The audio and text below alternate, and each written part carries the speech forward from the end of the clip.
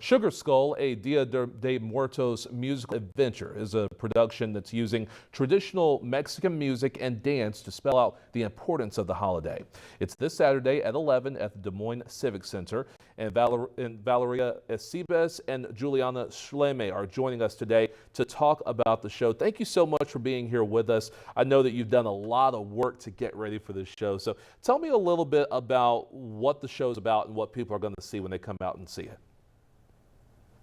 The show follows the story about this Mexican-American girl named Vita and how she gets to embrace her Mexican heritage through this journey. We focus on Dia de Muertos tradition that happens on November the 2nd. And she is taken on this musical adventure by this sugar skull, whose main goal is to make her realize how important her indigenous roots are. Yeah. And explain to me, when you talk about the sugar skull, exactly what is that and what does that represent? Yes, so I play the sugar skull, and a little spoiler alert, sugar skull is death itself. And what the point of the main objective of the character is to show Vita how death isn't scary, but it's something that can be embraced and celebrated, and that's how life gained its meaning. So this character comes to life into this like trickster kind of joyful, funny character that gets to inform not only the audience what's happening, but also take Vita into this like whole adventure with like different characters in order for her to embrace her true identity. Yeah. And the sugar skull is inspired by this actual sugar skull that we put on the ofrendas, which is made out of pure sugar. And it symbolizes how life can be sweet when you embrace your family, like you said, and the people that have passed, and you like honor them in the ofrenda. So that's what sugar skull is inspired from, the actual sugar skull that we put on the ofrenda.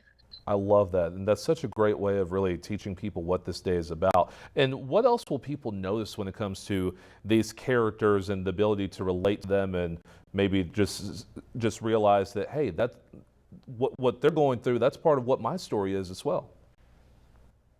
Yeah, so Vita, what I like to think that, well, I don't like to think, I know we all go through grief. We all go through moments of life where we lose somebody, something, an idea, and we go through grief. And I think Dia de Muertos is a really festive way of going through that process. And so I think anybody can relate to that. It's not just Latinos, not just Mexicans.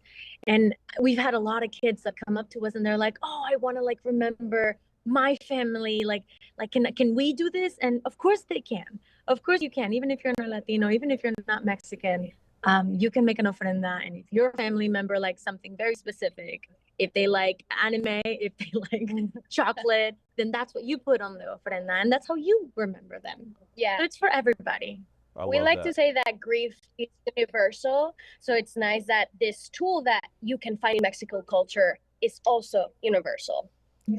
And that is so right, just how universal, like you said, the grief is, and it's something that everyone can relate to. I'm curious if these roles that you both are playing, is it anything like what young Valeria, what young Juliana have played? Does it take you back even to any memories that you had growing up, and maybe tap on some things that you thought of in your past? Yeah, I think for me, I never got to play a character that was this much leaned into comedy, but I'm a very funny person. I think confirmation. And it's just nice. I do feel like this character has allowed my inner child to bloom, because so much joy and like trickster vibes come from my inner child. So I do get to connect with that by playing this character. But also I do feel like being able to tell a story like this, like beyond my character, has become something so powerful, because we are able to represent our community and our traditions and our language right now. And I think it's not only heartwarming, but it also becomes like a refuge for all the Latin community right now. For me, I relate to Vita quite a bit, because growing up, I come from the Yucatan area of Mexico, and we celebrate something very similar called Hanal it's just the Mayan version of this celebration. And I remember growing up thinking, oh, this is not cool. Oh, okay, I gotta go do this thing with my family. Okay, whatever. Like everybody's celebrating Halloween. I relate to that a lot. And it wasn't until, I'm not gonna lie, it wasn't until Coco, the movie by Pixar, that I felt this immense sense of pride and excitement because it was like I was finally able to be like, oh, it can be cool, right? Crazy that it had to be through that process. But doing this play and playing Vita, I do know what it's like to go through that journey of, okay, I don't want to do this anymore. It's not cool. And then learning how important, how beautiful it is, yeah, to share this with your family. Definitely proves how representation is so important.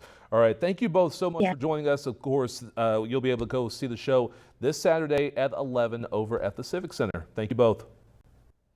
Thank you so much.